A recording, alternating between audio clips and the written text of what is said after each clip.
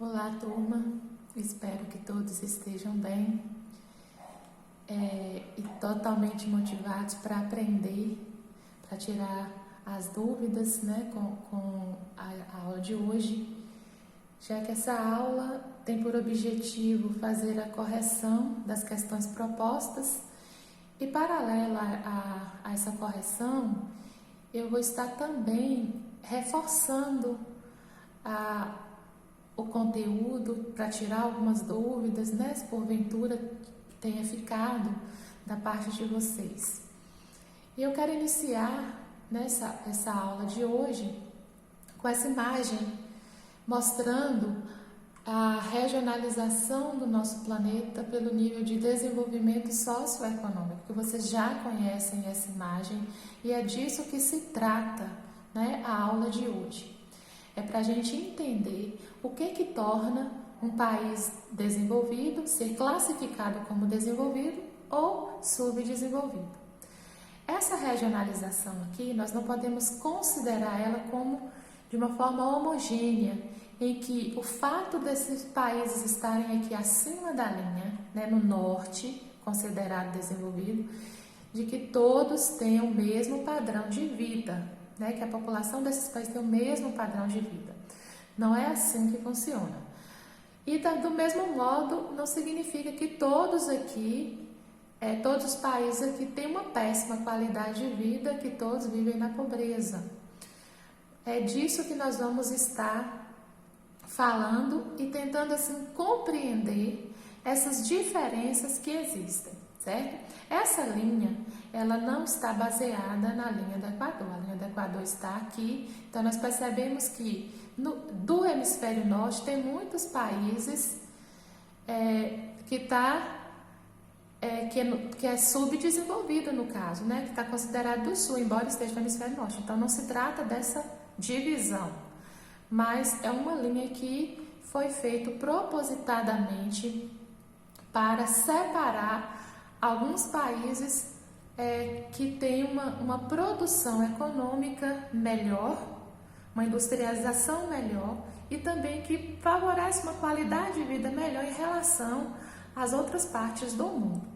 Essa regionalização ela surge no início da década de 90 em substituição à divisão dos três mundos, que perdeu sentido por conta do fim da Guerra Fria e a desintegração do bloco socialista, né, que era liderado pela União Soviética, e perde sentido e o mundo passa a ser regionalizado dessa forma, em norte desenvolvido e sul subdesenvolvido.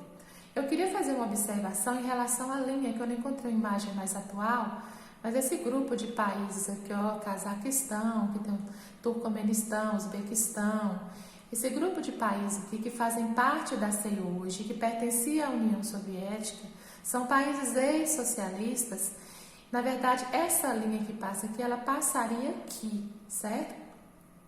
Mas, de certa forma, todos os países, incluindo a Rússia, eles são considerados economia em transição, né? Países que eram socialistas e que estão em transição para a economia capitalista. Então, de certa forma, são países que não têm uma economia ainda totalmente equilibrada e estruturada, ok? Então, vamos entender agora, vamos iniciar nossa correção da atividade e entender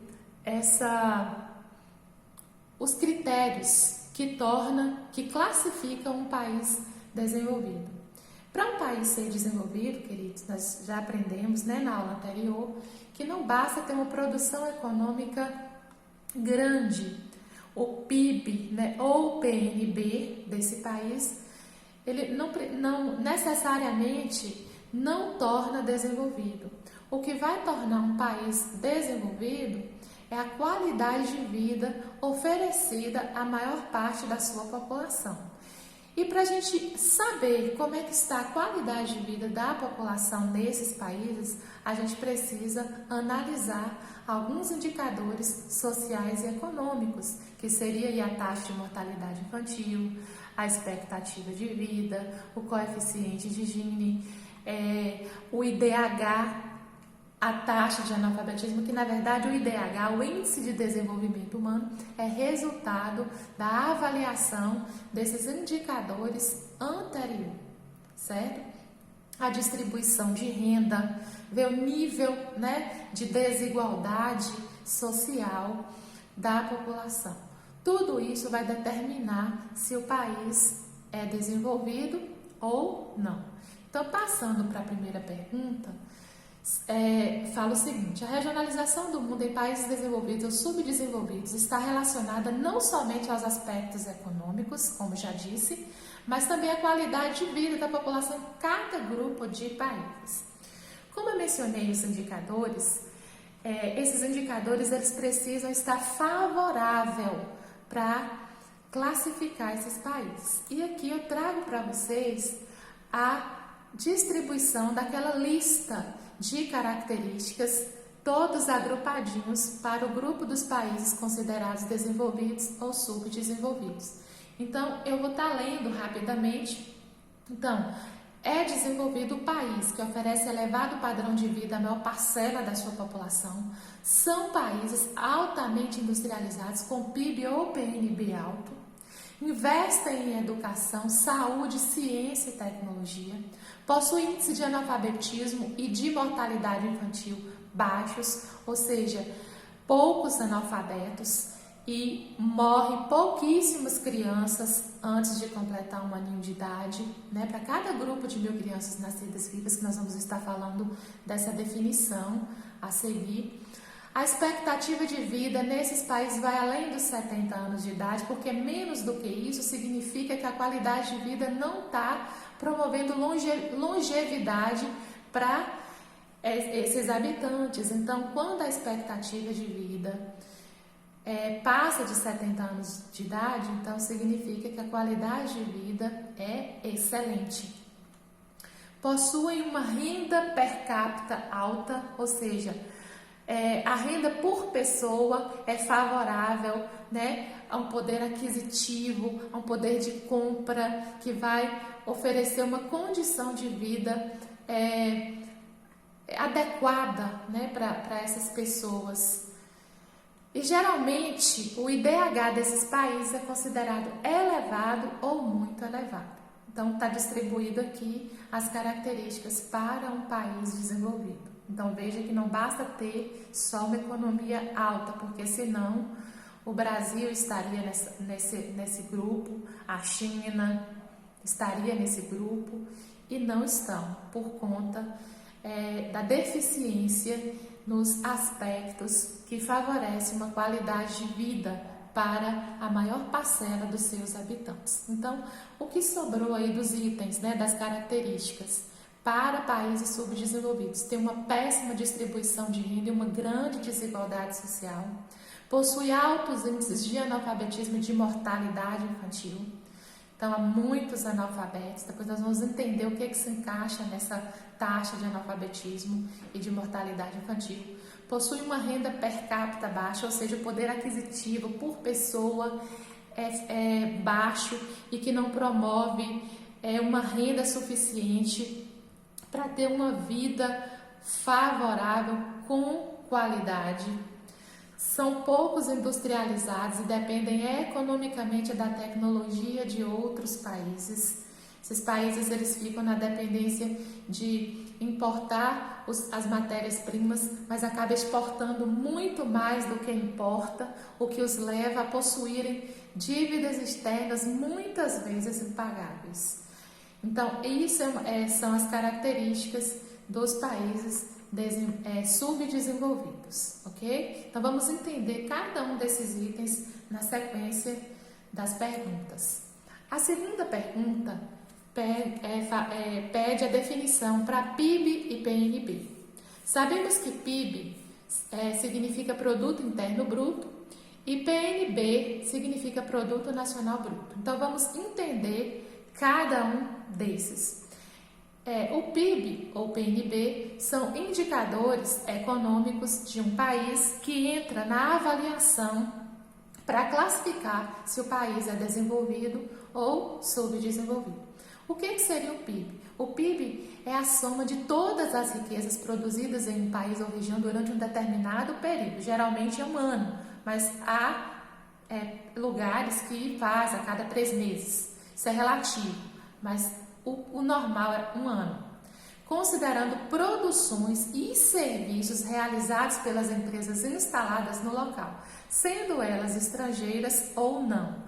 É onde entra aí a questão das empresas multi ou transnacionais, que são filiais de empresas que se originam em outros países e que instalam nesse país.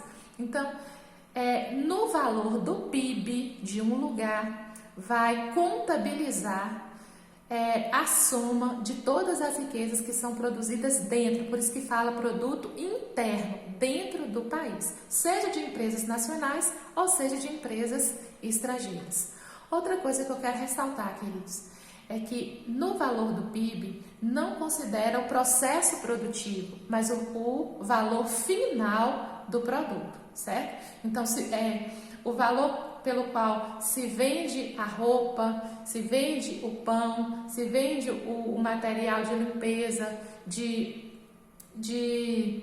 escolar, o automóvel.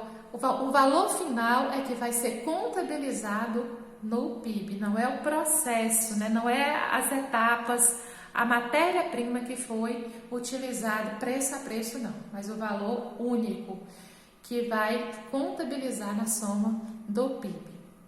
O PNB é basicamente quase a mesma coisa. O que diferencia o PNB do PIB?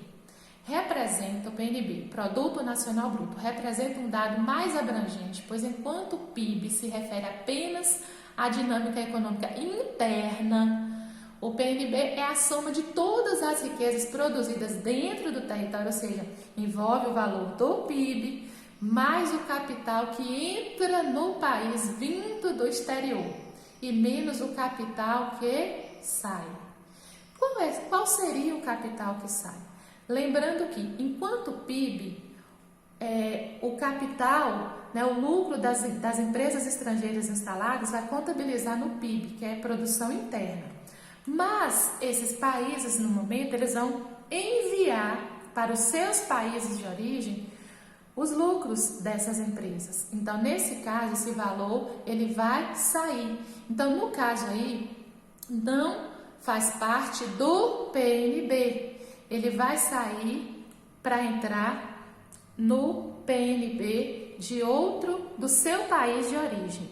Então, já as empresas que trazem, que enviam os lucros, por exemplo, a Petrobras, vamos falar do Brasil, a Petrobras, que é uma empresa brasileira que tem filial na Bolívia, então a Petrobras de lá vai enviar o lucro de lá da Petrobras para o Brasil. Então, nesse caso aí, esse valor vai ser contabilizado no PNB. Então, vai ser uma renda nacional, deixa de ser somente interna.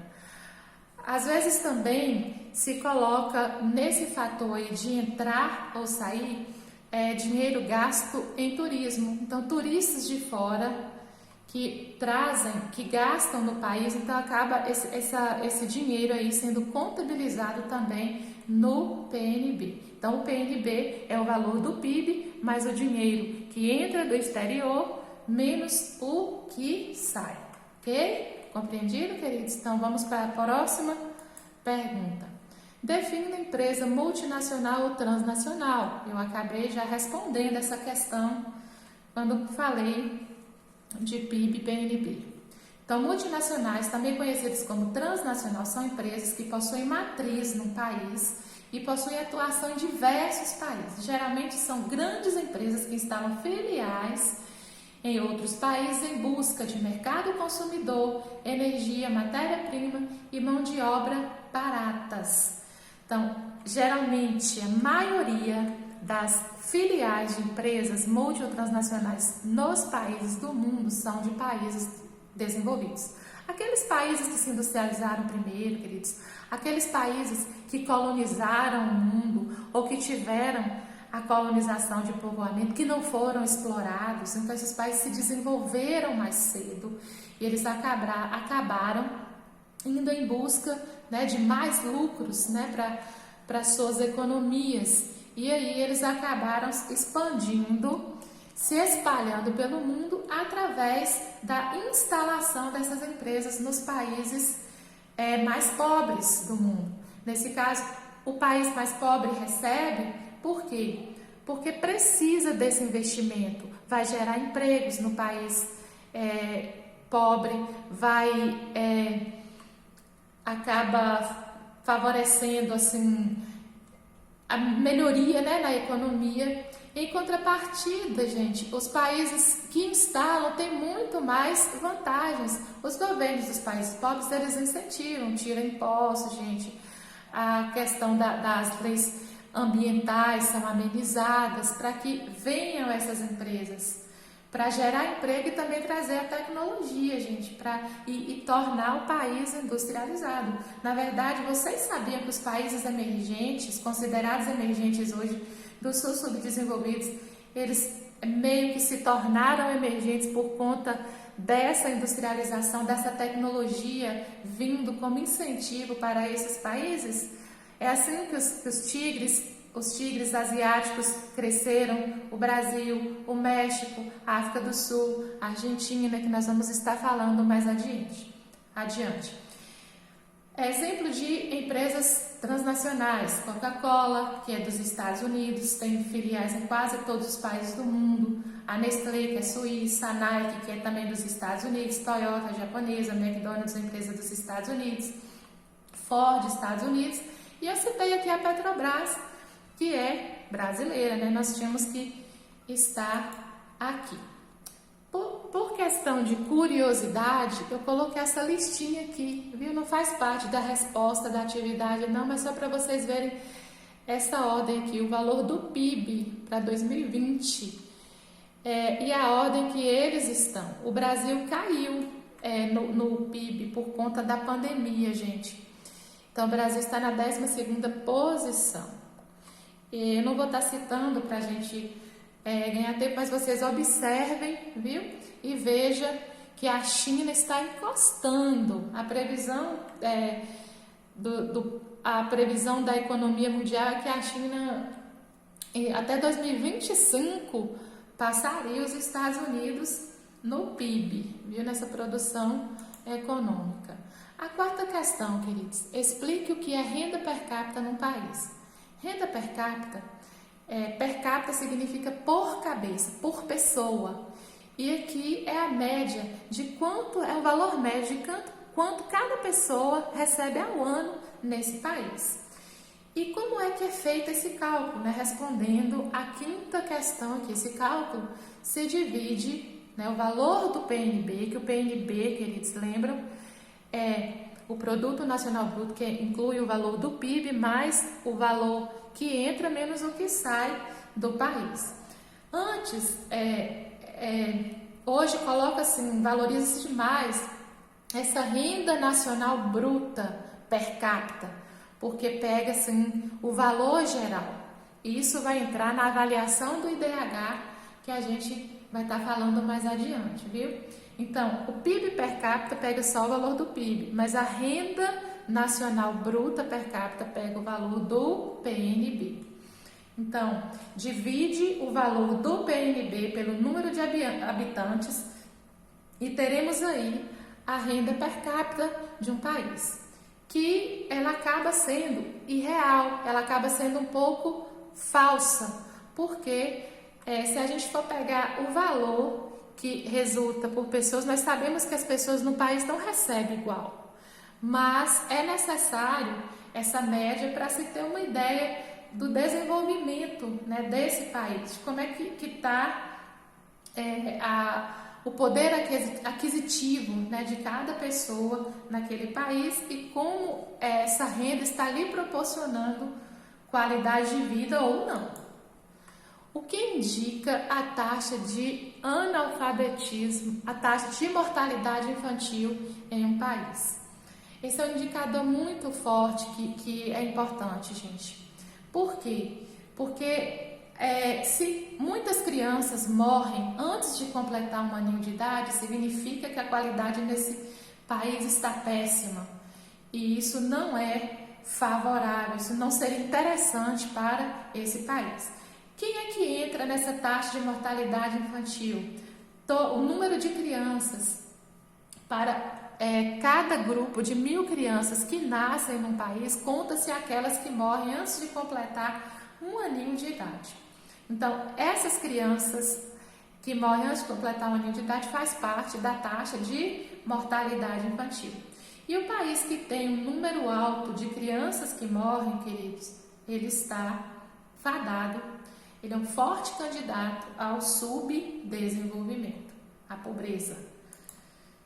O que indica a expectativa de vida de um país e o que leva em consideração? Expectativa de vida, expectativa é esperança, também chamada de esperança de vida ao nascer. Então, entra nesse grupo aí, nesse indicador, o número de pessoas, ou seja, o número de anos que essa pessoa espera viver no lugar onde ele está, né? No seu país, na sua cidade, no seu estado. Mas nós estamos falando assim a nível de país agora. Então, é a estimativa do número de anos que o cidadão espera viver no seu país. A minha longevidade, o meu tempo de vida, se vai ser longo ou curto, isso vai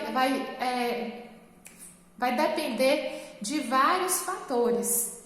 E o principal desses fatores, queridos, seria a alimentação e serviços de saúde. Eu colocaria em primeiro lugar, viu? Agora, serviços de saneamento ambiental, índice de violência. Nós sabemos que o índice de violência faz com que pessoas morram muito cedo.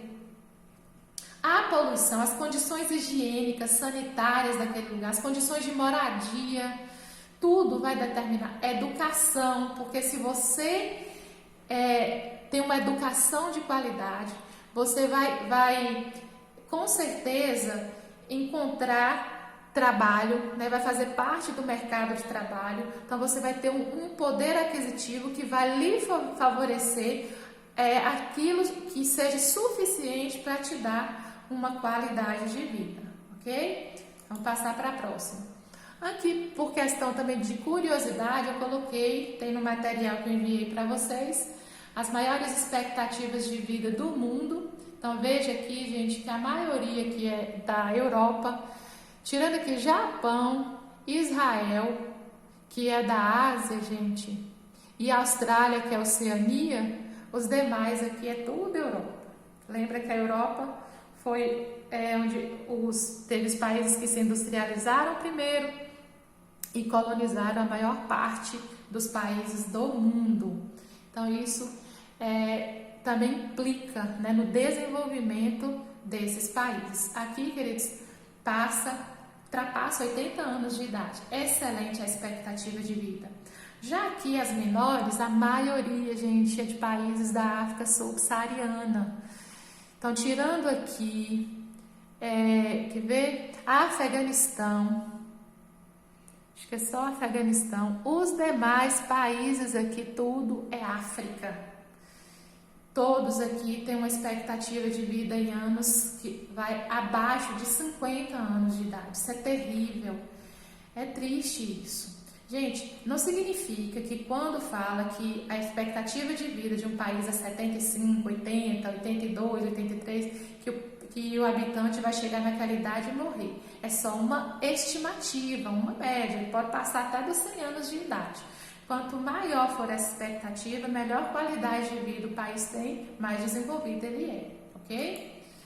Próximo. O que indica a taxa de analfabetismo de um país? Gente, até um certo tempo era a partir de 7 anos de idade, mas quando a lei obriga a criança de 7 anos a estar na escola, essa idade passou para 15 anos. Agora, olha que interessante. São considerados analfabetos as pessoas acima de 15 anos que não sabem ler e escrever pelo menos um bilhete simples. Gente, nós temos um número alto de analfabetos funcionais considerados, que lê que mal lê as coisas, gagueja para ler e ainda não consegue compreender e interpretar. Isso é considerado analfabeto funcional. E nós estamos cheios, né, de um número de jovens, de pessoas nessa condição, o que nos leva a repensar e refletir sobre que valor eu tenho dado aos estudos, que qualidade de vida eu estou tendo, que eu estou me proporcionando. Então é importante que cada um de vocês venham pensar nisso. Então, entra na taxa de analfabetismo a quantidade de pessoas que acima de 15 anos de idade não sabem ler um bilhete simples. Não é que não conheçam o alfabeto, não, gente. É que não sabem ler pelo menos um bilhete simples. Menos do que isso, é super analfabeto. Olha, só para chamar a atenção de vocês, eu coloquei isso aqui. O analfabetismo é um grave problema na maioria dos países subdesenvolvidos, comprometendo o exercício pleno da cidadania e o desenvolvimento socioeconômico do país. Gente, sabe aquela provinha chamada Prova Brasil, para a gente ter a nota do IDEB? O IDEB é que indica o desenvolvimento da educação no país. Vocês sabiam que essa nota é favorável? Ela é utilizada para estar qualificando o país? E muitas vezes eu vejo os alunos não dando a menor importância para responder essas questões e acaba tendo uma nota baixíssima, o que vai prejudicar o desenvolvimento. Então, a partir de hoje, pense nisso. Quando você for fazer essa provinha, faça com responsabilidade para que seu país suba nesse conceito de desenvolvimento no quesito educação. Lembrando que a educação é um dos indicadores, um dos critérios para avaliação do IDH, o Índice de Desenvolvimento Humano, né, do nosso país. Aqui, só também como curiosidade, eu coloquei para vocês, né, uma listinha do analfabetismo no mundo. E o nosso país, queridos, está no 8º lugar do país que possui o número de analfabetos, maior número de analfabetos do mundo. 14 milhões de pessoas no nosso país são analfabetas. Esse ranking aqui é liderado pela Índia e depois pela China. É claro que aqui a gente também tem que considerar a superpopulação dos dois países aí. Lembrando, queridos, que esses indicadores sociais e econômicos são super importantes. Então, Brasil, China, Índia, que são países emergentes, que são industrializados, que tem um PIB, está entre os maiores PIBs do planeta, o fato desses indicadores não estarem adequados, acaba distanciando esses países, né, o nosso país e esses países, de entrar no grupo dos países desenvolvidos. Analfabetismo no mundo, isso aqui também é para você, jovem, viu? Olha, em 2015, 15% dos analfabetos de 139 países eram jovens, diz o relatório da Unesco. 115 milhões de jovens entre 15 e 24 anos, queridos, analfabetos, pensa.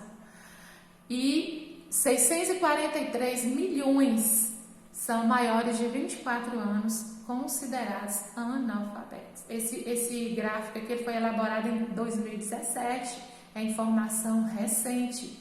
Então é algo assim a se preocupar e para você levar a sério os seus estudos, né, investir bastante, valorizar bastante a educação.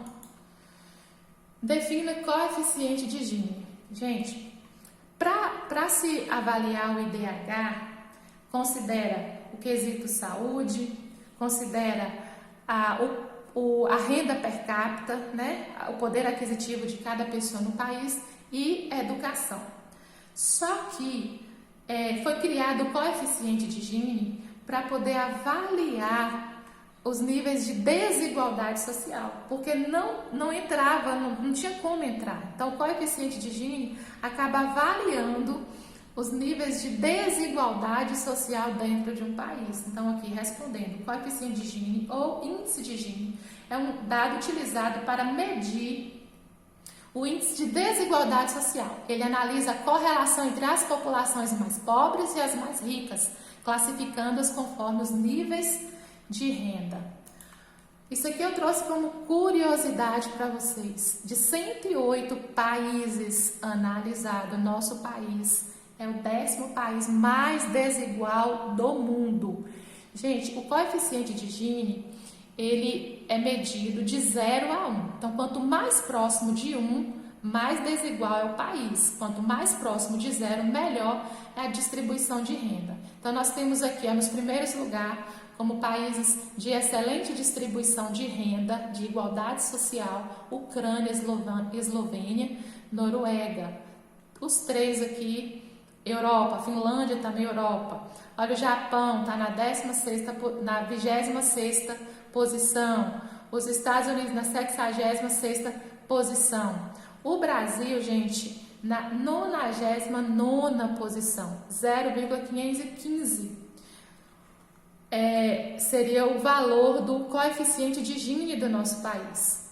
O pior aqui foi a África do Sul, que é 0,634. Lembrando que a África do Sul está entre os países emergentes, viu? O que é o IDH?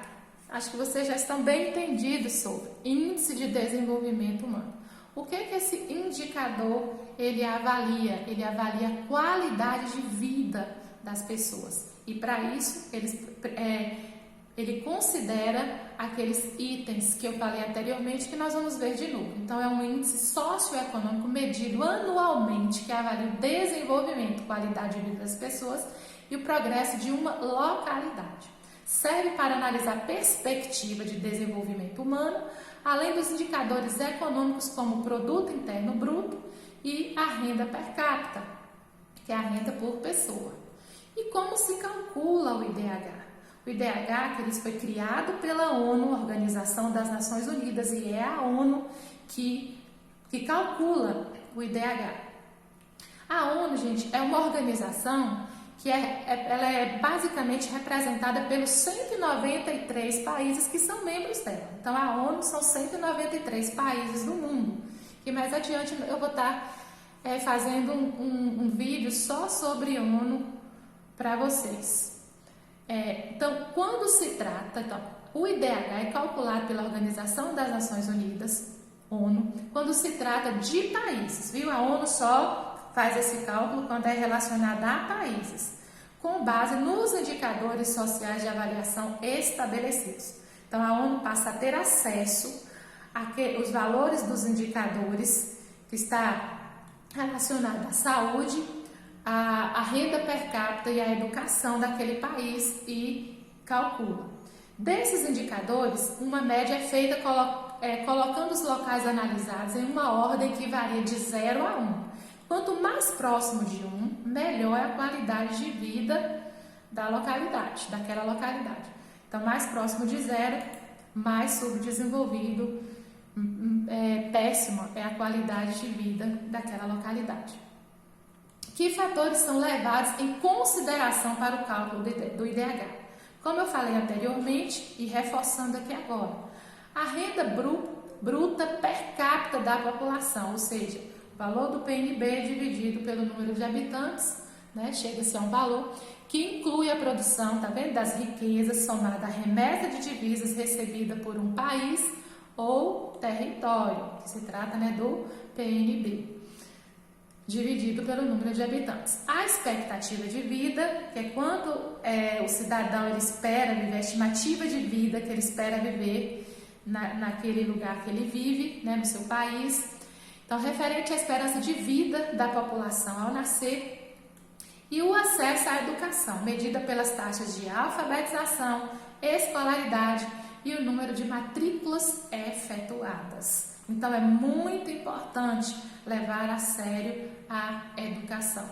Então, se você se considera um analfabeto funcional, que não sabe interpretar as coisas, então passa a ler mais, passa a se informar mais, que isso vai te ajudar a desenvolver essa parte e fazer com que você contribua para o desenvolvimento do seu país e, é claro, com melhorar a sua qualidade de vida, viu, meus queridos?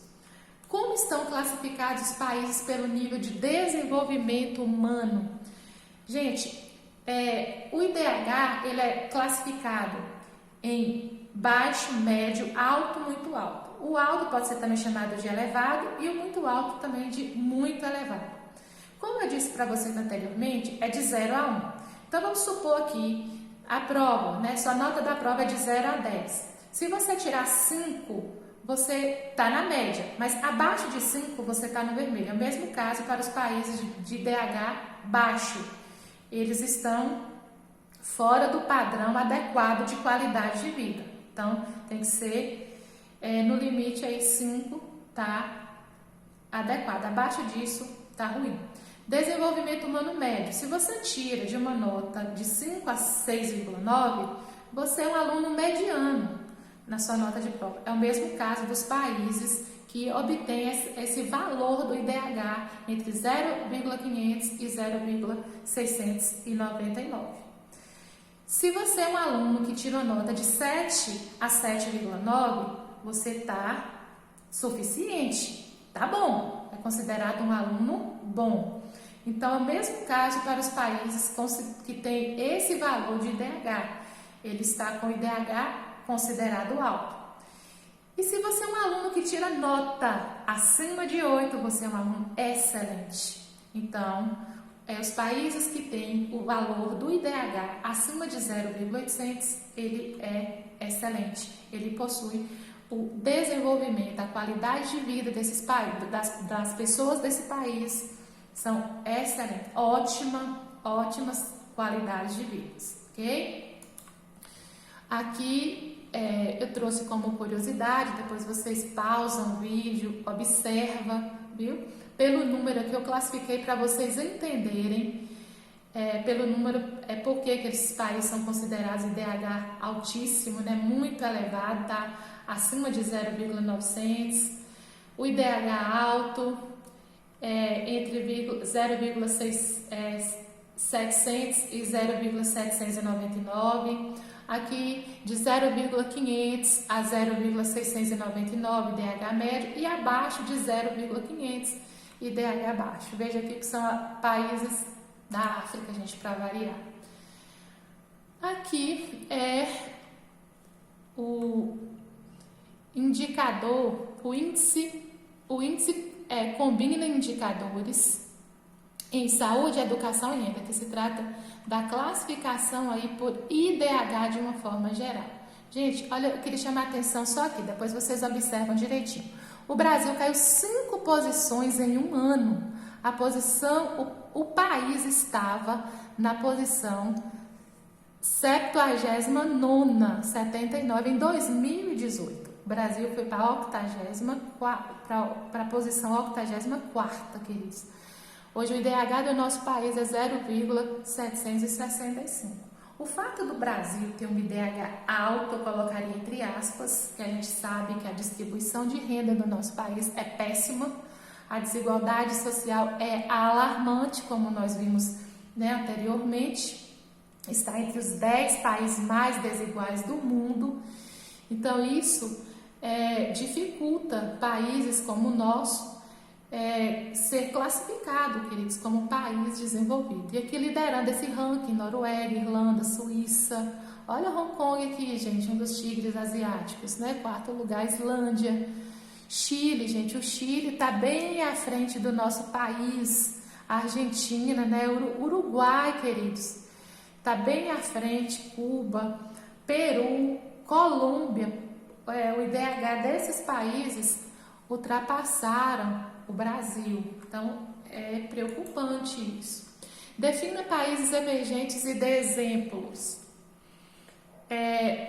Também chamados de economias emergentes ou de países em desenvolvimento são aqueles classificados como subdesenvolvidos e que, no entanto, apresentam relativo desenvolvimento econômico e social em comparação com as nações mais pobres do planeta. A China, a Índia e o Brasil constituem os principais exemplos, entre outros, como os tigres asiáticos. Eu coloquei aqui tanto a primeira geração quanto a segunda geração de tigres, África do Sul, Argentina, México, entre outros também que existem, que estão se industrializando. Então, são países, queridos,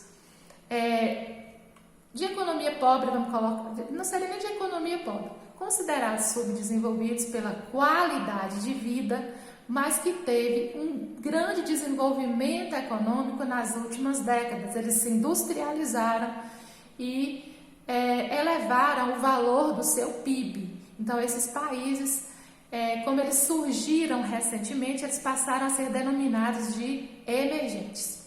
Outra coisa que eu queria ressaltar para vocês, a primeira geração de tigres, que é Singapura, Hong Kong, Coreia do Sul e Taiwan, principalmente esses três aqui, Singapura, Hong Kong e Coreia do Sul, eles já acabam sendo classificados, gente, como países desenvolvidos, porque o desenvolvimento e a qualidade de vida, então além da economia, a qualidade de vida nesses países também tem melhorado, viu? BRICS, o que é o BRICS? É uma sigla que se refere a Brasil, Rússia, Índia, China e África do Sul, né? O S é por conta do nome em inglês de África do Sul, South Africa, que se destacaram no cenário mundial pelo rápido crescimento das suas economias em desenvolvimento. O BRICS, queridos, não é um bloco econômico, a gente vai estudar bloco econômico depois. Ele funciona apenas como um mecanismo político internacional de cooperação mútua entre os países integrantes. Então, eu diria que é um grupo que representa as maiores potências emergentes do planeta, né? Economias que começaram a se industrializar nas últimas décadas do século XX, continua e formaram essa parceria, inclusive o BRICS, né? Como vocês já sabem, tem um banco exclusivo para se ajudarem mutuamente e possivelmente ajudar outras economias emergentes. Esse é o objetivo do BRICS. Aqui tem um mapa que coloca aí a localização de todos eles, né, com suas bandeiras aí no planeta. E eu queria aproveitar, queridos, também, já que eu estou apresentando as maiores potências econômicas emergentes do planeta para vocês, que é o BRICS, eu também queria apresentar o G7, que é o grupo das 7 maiores economias do mundo, que se trata dos Estados Unidos, Canadá, Reino Unido, França, Alemanha, Itália e Japão, ok? O G7 acaba, olha a cadeirinha aqui representando as bandeiras, né, deles, eles se reúnem anualmente e eles acabam favorecendo empréstimos, financiamentos para outros países que estão em crise econômica, ajuda a parceria do SET também. E é um grupo que já existe há algum tempo e tem se fortalecido. Também falar de grupo, né, de G7, eu também queria apresentar um outro grupo também muito conhecido mundialmente, que é o G20. O G20 ele é formado pelo G8, na verdade o G8, gente, é o G7 mais a Rússia. Porque a Rússia é uma economia emergente, mesmo que ela está no norte desenvolvido, mas é uma economia que teve a sua mudança de socialista para capitalista, então é uma economia que está evoluindo. Então a Rússia não seria não faria parte do grupo das 7 maiores economias, mas seria aqueles 7 que eu citei anteriormente. Mas a Rússia, que basicamente é uma potência militar, né? Já que a Rússia herdou todo o potencial militar da antiga União Soviética. Além do G7, mais a Rússia, queridos, que faz parte desse grupo, são 19 países que surgiu no final da década de 90 para se ajudarem mutuamente devido a algumas crises econômicas, né? Que começou a surgir, acontecer em alguns países. Olha aqui, o objetivo do grupo é fortalecer as negociações internacionais entre os países membros e proporcionar uma estabilidade econômica global. Então, África do Sul, Arábia Saudita, Argentina, Austrália, Brasil, China, Coreia do Sul, Índia, Indonésia, México, Turquia. Só queria chamar a atenção para a Austrália, que está aqui como emergente, porque separamos aqui G8 e a Austrália não está no G8, mas a Austrália é um país do norte desenvolvido. Eu só fazendo essa observação para vocês. Esse mapa eu coloquei aqui para reforçar. Essas áreas circuladas seriam as áreas de destaque dos países do sul subdesenvolvidos, queridos, que são emergentes, que são países em desenvolvimento. Olha, novos países industrializados, também designados países emergentes. Inclui os tigres asiáticos e outros países recentemente industrializados. Toda essa áreazinha, essa área azul, em azul claro, repara aqui que a Coreia do Sul, gente, ela tá azul, é um tigre asiático, então já está sendo classificado como desenvolvido. Isso aqui são os altamente industrializados, de economia muito forte, qualidade de vida, viu? Vê que a Rússia está de laranja, porque ela está no grupinho emergente dos BRICS. O que está de laranja, queridos, representa os BRICS. E de rosa e laranja são as economias emergentes. Os que estão listradinhos são aqueles que têm uma economia bem fraca ainda, viu? De roxo, gente, são países que não são paupérrimos, não são pobres, estão no sul subdesenvolvido, mas são aqueles que têm reservas de petróleo, né, o que favorece, mas são países que não oferecem qualidade de vida, né, para seus habitantes, e aí eles acabam não fazendo parte desse grupo na sua totalidade de emergência, vamos colocar assim. Nesse mapa, gente, o México ele aparece azulzinho e ao mesmo tempo emergente, porque ele está assim, acredito que o México está numa transição aí para entrar nesses países altamente industrializados, que está melhorando sua qualidade de vida. Isso é bom. Então, são países cujas economias apresentam um crescimento econômico significativo associado à indústria, mas que ainda não conseguiram a primeira posição mundial. Gradualmente, o crescimento econômico reflete na qualidade de vida da população. Esse mapa e o outro, gente, vem mostrar para vocês essa desigualdade mundial. Como, apesar da linha divisória norte e sul, os países são muito desiguais entre si, viu? Eu queria ressaltar para esse grupinho aqui, ó, da Europa Oriental e ex-socialistas, que fazia parte da União Soviética, eles não têm o mesmo nível econômico do restante da Europa Ocidental, dos Estados Unidos, Canadá, Austrália, viu? Japão, mas fazem parte do norte. Depois vocês analisam esse mapinha aqui, viu direitinho, e vocês vão perceber que os que estão em via de desenvolvimento ou em desenvolvimento, sendo eles emergentes ou não, todos eles estão lutando para se desenvolver no cenário mundial. E caminhando para encerrar a nossa atividade, como está constituído o norte desenvolvido? Então, basicamente, gente, é representado pelos Estados Unidos e Canadá, pela União Europeia, que é o bloco econômico mais bem sucedido do mundo. Ela representa ela é responsável pelo PIB, pela maior parte do PIB mundial, é a União Europeia, gente, representada principalmente por França, Alemanha e Reino Unido. Mas o Reino Unido, o ano passado, saiu, viu? Foi consolidada a saída do Reino Unido da União Europeia, mas a gente vai falar disso depois. Então, basicamente, toda a Europa faz parte do norte desenvolvido, e a gente inclui o Japão, da Ásia, e na Ásia também nós podemos colocar a primeira geração de tigres, a Austrália e Nova Zelândia da Oceania. A qualidade de vida também de Israel, gente, que é um país do sul subdesenvolvido, também colocaria Israel como um país do norte, mas ele é analisado no sul, ok? Apesar das boas condições econômicas nesses países, também existem desigualdades sociais e pessoas com condições de acentuada pobreza. Isso é importante, viu? A gente não pensar que nos países do norte tudo está correto. Como está constituído o sul subdesenvolvido. A parte sul do mundo é constituído pelos países da América Latina, México, América Central e América do Sul, todos da África, da Ásia, exceto o Japão, e da Oceania, exceto Austrália e Nova Zelândia. 15 países desenvolvidos, está aqui a listinha, eu não vou mencionar, se vocês olham, né? Basicamente eu coloquei quase todos aqui da Europa, né?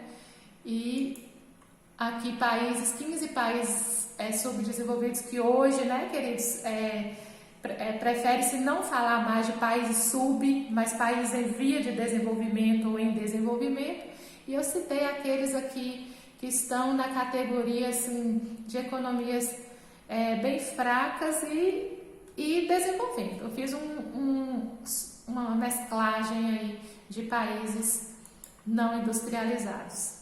E é isso, por hoje é só, que vocês espero que vocês tenham entendido e aprendido, viu?